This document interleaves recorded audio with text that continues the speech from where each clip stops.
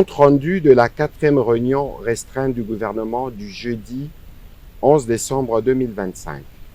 Le président de la République, chef de l'État, a présidé ce jeudi 11 décembre 2025 à la Cité de l'Union africaine, conformément à l'article 54 de l'ordonnance 24/88 du 11 octobre 2024 portant organisation et fonctionnement du gouvernement, modalités de collaboration entre le président de la République, le gouvernement ainsi qu'entre les membres du gouvernement, la 4e réunion restreinte du gouvernement.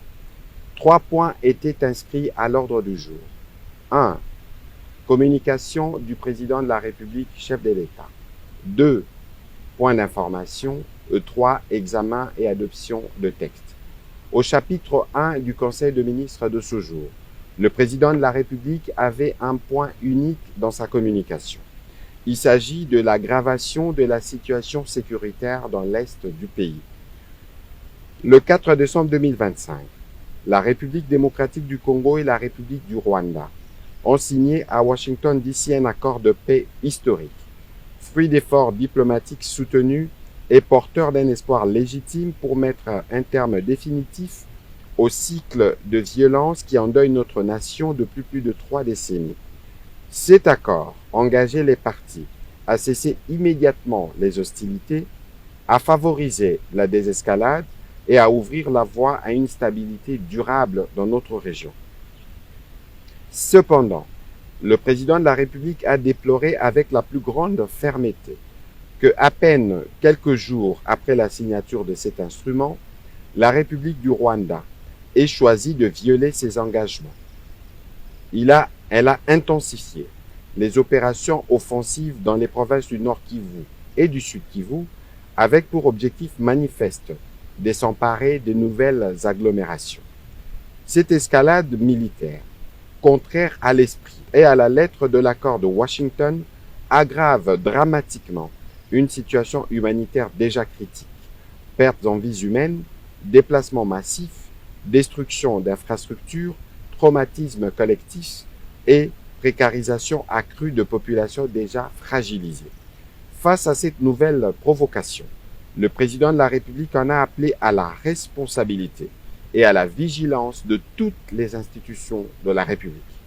Il a invité le gouvernement, sous la coordination de Madame la Première ministre, à travers le vice-premier ministre, ministre de l'Intérieur, Sécurité et Décentralisation, ainsi que le vice-premier ministre, ministre de la Défense nationale et ancien combattant, à demeurer pleinement mobilisés.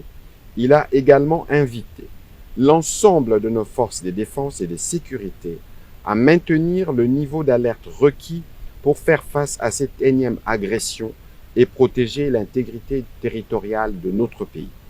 Dans cet esprit, le président de la République a annoncé la convocation imminente d'une réunion interinstitutionnelle ainsi que d'un Conseil supérieur de la défense élargi afin d'approfondir l'analyse de la situation et d'arrêter en toute souveraineté les options appropriées pour maîtriser l'évolution des opérations et garantir partout la sécurité de nos populations.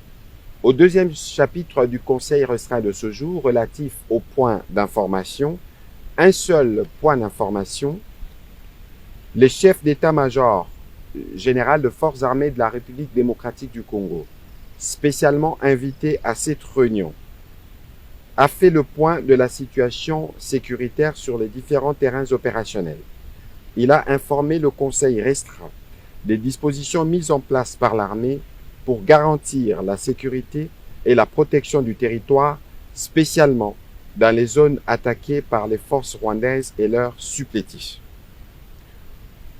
Au 3e chapitre du Conseil de ministres de ce jour, relatif à l'examen et à l'adoption d'un projet de texte, le ministre d'État, ministre de la Justice et garde de Sceaux a présenté au Conseil les projets de loi portant prorogation de l'état de siège à partir du 18 décembre 2025.